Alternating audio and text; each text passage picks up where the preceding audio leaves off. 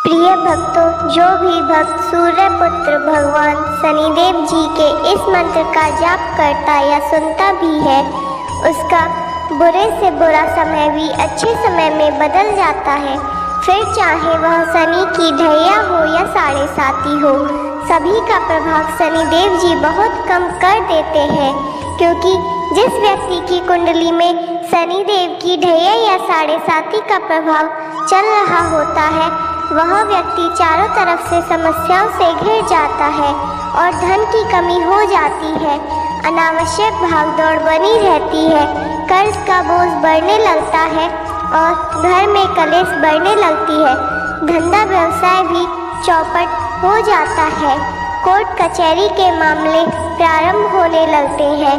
प्रतिदिन नई नई बीमारी उत्पन्न होने लगती है। मनुष्य मानसिक, शारीरिक व आर्थिक रूप से बहुत परेशान हो जाता है। कभी कभी तो जिस व्यक्ति के ऊपर शनिदेव की ढैया या साढ़े साती का प्रभाव होता है, वह व्यक्ति मृत्यु तक को प्राप्त हो जाता है।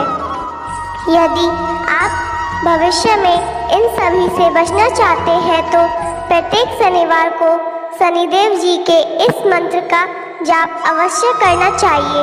मित्रों, शनिदेव का यह मंत्र अत्यंत ही सरल है। कोई भी भक्त इस मंत्र का जप कर सकता है। मित्रों, इस मंत्र को जानने से पहले अगर आप भी शनिदेव जी की कृपा पाना चाहते हैं तो इस वीडियो को दिल से एक लाइक अवश्य करें और ऐसी ही वीडियो देखने के लिए हमारे भक्ति चैनल को सब्सक्राइब कर बेल आइकन दबा दें और कमेंट में जय शनिदेव महाराज लिखना न भूलें। तो मित्रों, मंत्र कुछ इस प्रकार है। ओम नीलांजनम समाभासम रविपुत्रम यमाग्रजम छाया मार्तंड संभुतम तम नमामि शनैश्चरम। ओम नीलांजनम समाभासम रविपुत्रम यमाग्रजम छाया मार्तंड संभुतम तम नमामि शनैश्चरम। ओम नीलांजनम समाभासम रविपुत्रम यमाग्रजम छाया मार्तंड संभुतम तम नमामि शनैश्चरम। ओम नीलांजनम समाभासम रविपुत्रम यमाग्रजम छाया मार्तंड संभुतम तम नमामि शनैश्चरम। ओम नीलांजनम समाभासम रविपुत्रम यमाग्रजम छाया मार्तंड संभुतम तम नमामि शनैश्चरम। ओम नीलांजनम समाभासम रविपुत्रम यमाग्रजम छाया मार्तंड संभुतम तम नमामि शनैश्चरम। ओम नीलांजनम समाभासम रविपुत्रम यमाग्रजम छाया मार्तंड संभुतम तम नमामि शनैश्चरम। ओम नीलांजनम समाभासम रविपुत्रम यमाग्रजम छाया मार्तंड संभुतम तम नमामि शनैश्चरम। ओम नीलांजनम समाभासम रविपुत्रम यमाग्रजम छाया मार्तंड संभुतम तम नमामि शनैश्चरम। ओम नीलांजनम समाभासम रविपुत्रम यमाग्रजम छाया मार्तंड संभुतम तम नमामि शनैश्चरम।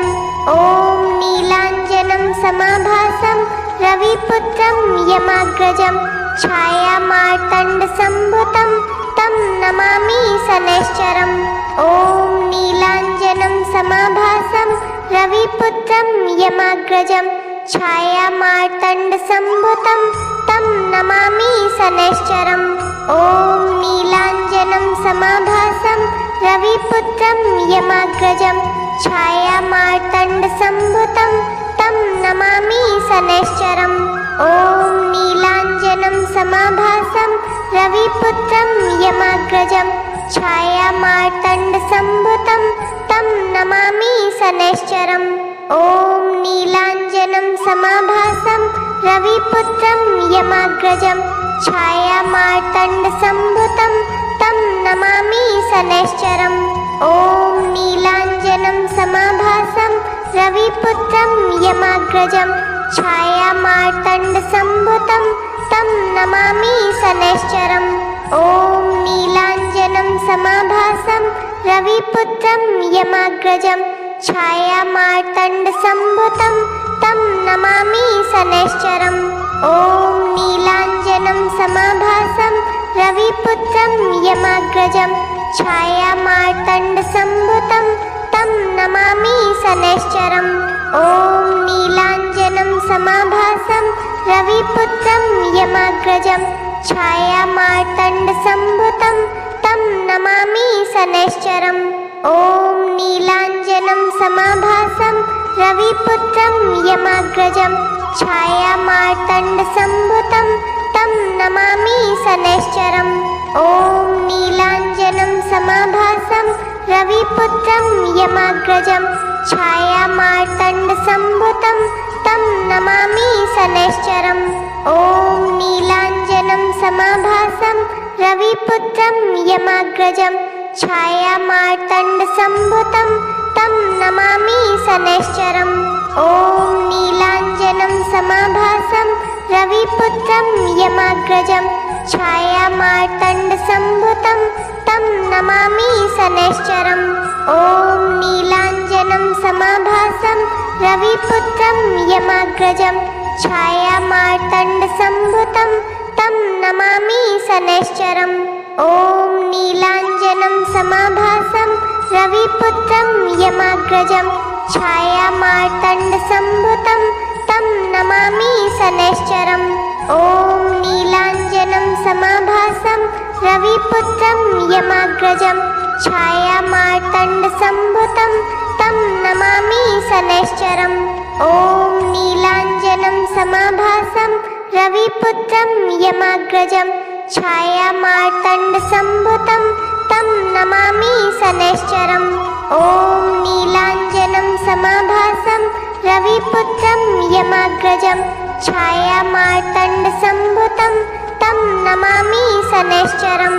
ॐ नीलाञ्जनं समाभासं रविपुत्रं यमाग्रजं छायामार्तण्डसम्भुतं तं नमामि शनैश्चरम्। ॐ नीलाञ्जनं समाभासं रविपुत्रं यमाग्रजं छायामार्तण्डसम्भुतं तं नमामि शनैश्चरम्। ॐ नीलाञ्जनं समाभासं रविपुत्रं यमाग्रजं छायामार्तण्डसम्भुतं तं नमामि शनैश्चरम्। ॐ नीलाञ्जनं समाभासं रविपुत्रं यमाग्रजं छायामार्तण्डसम्भुतं तं नमामि शनैश्चरम्। ॐ नीलाञ्जनं समाभासं रविपुत्रं यमाग्रजं छायामार्तण्डसम्भुतं तं नमामि शनैश्चरम्। ॐ नीलाञ्जनं समाभासं रविपुत्रं यमाग्रजं छायामार्तण्डसम्भुतं तं नमामि शनैश्चरम्। ॐ नीलाञ्जनं समाभासं रविपुत्रं यमाग्रजं छायामार्तण्डसम्भुतं तं नमामि शनैश्चरम्। ॐ नीलाञ्जनं समाभासं रविपुत्रं यमाग्रजं छायामार्तण्डसम्भुतं तं नमामि शनैश्चरम्। ॐ नीलाञ्जनं समाभासं रविपुत्रं यमाग्रजं छायामार्तण्डसम्भुतं तं नमामि शनैश्चरम्। ॐ नीलाञ्जनं समाभासं रविपुत्रं यमाग्रजं छायामार्तण्डसम्भुतं तं नमामि शनैश्चरम्। ॐ नीलाञ्जनं समाभासं रविपुत्रं यमाग्रजं छायामार्तण्डसम्भुतं तं नमामि शनैश्चरम्। ॐ नीलाञ्जनं समाभासं रविपुत्रं यमाग्रजं छायामार्तण्डसम्भुतं तं नमामि शनैश्चरम्। ॐ नीलाञ्जनं समाभासं रविपुत्रं यमाग्रजं छायामार्तण्डसम्भुतं तं नमामि शनैश्चरम्। ॐ नीलाञ्जनं समाभासं रविपुत्रं यमाग्रजं छायामार्तण्डसम्भुतं तं नमामि शनैश्चरम्। ॐ नीलाञ्जनं समाभासं रविपुत्रं छायामार्तण्डसम्भुतं तं नमामि शनैश्चरम्।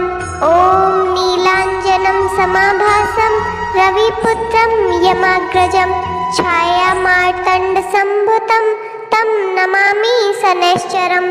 ॐ नीलाञ्जनं समाभासं रविपुत्रं यमाग्रजं छायामार्तण्डसम्भुतं तं नमामि शनैश्चरम्।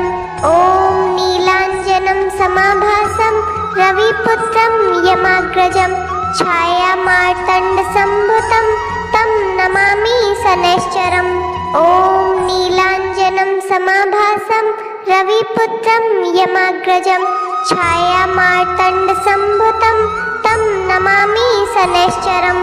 ॐ नीलाञ्जनं समाभासं रविपुत्रं यमाग्रजं छायामार्तण्डसम्भुतं तं नमामि शनैश्चरम्।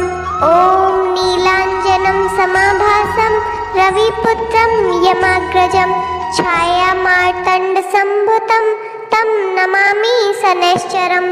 ॐ नीलाञ्जनं समाभासं रविपुत्रं यमाग्रजं छायामार्तण्डसम्भुतं तं नमामि शनैश्चरम्।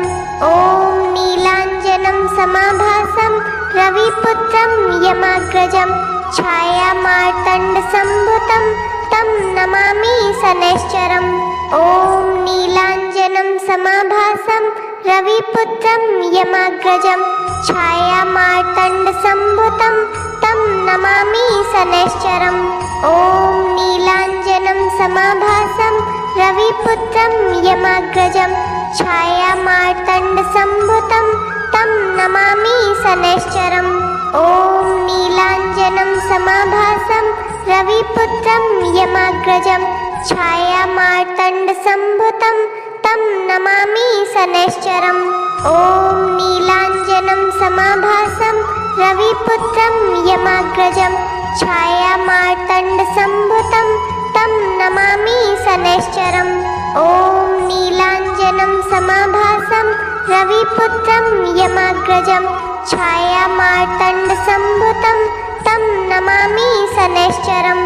ॐ नीलाञ्जनं समाभासं रविपुत्रं यमाग्रजं छायामार्तण्डसम्भुतं तं नमामि शनैश्चरम्।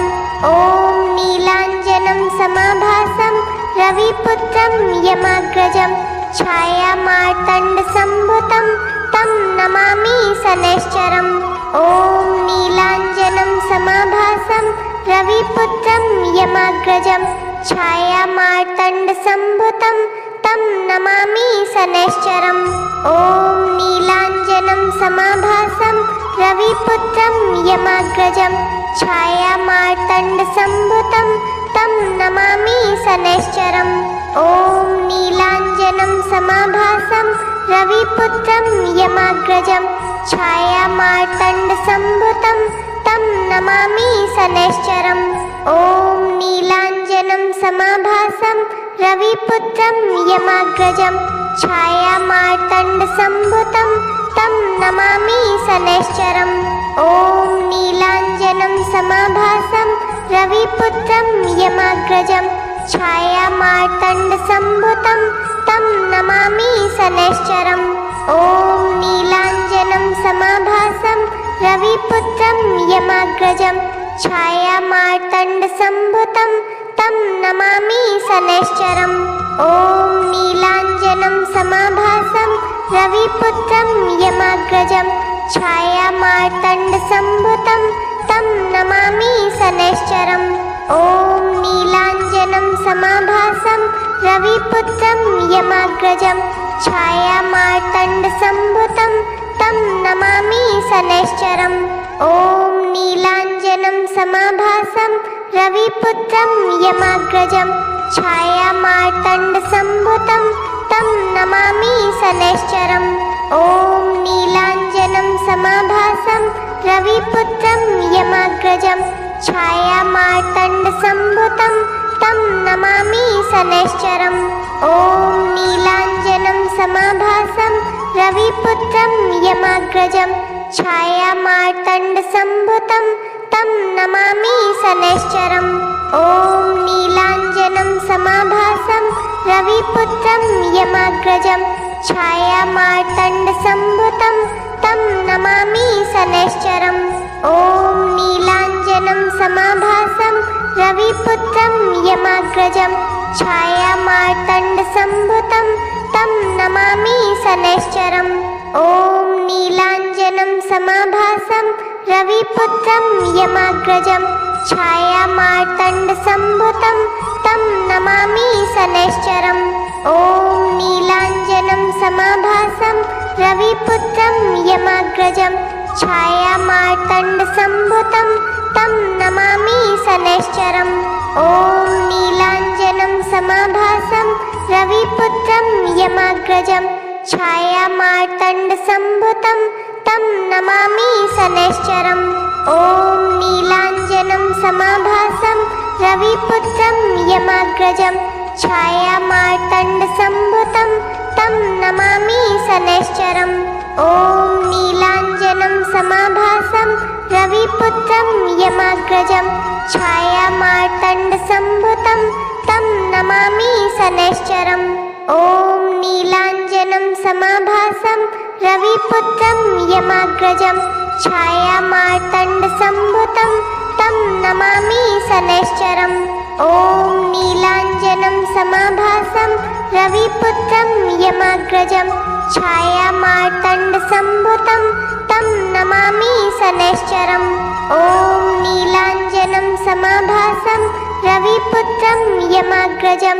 छायामार्तण्डसम्भुतं तं नमामि शनैश्चरम् ॐ नीलाञ्जनं समाभासं रविपुत्रं यमाग्रजं छायामार्तण्डसम्भुतं तं नमामि शनैश्चरम् ॐ नीलाञ्जनं समाभासं रविपुत्रं यमाग्रजं छायामार्तण्डसम्भुतं तं नमामि शनैश्चरम् ॐ नीलाञ्जनं समाभासं रविपुत्रं यमाग्रजं छायामार्तण्डसम्भुतं तं नमामि शनैश्चरम् ॐ नीलाञ्जनं समाभासं रविपुत्रं यमाग्रजं छायामार्तण्डसम्भुतं तं नमामि शनैश्चरम् ॐ नीलाञ्जनं समाभासं रविपुत्रं यमाग्रजं छायामार्तण्डसम्भुतं तं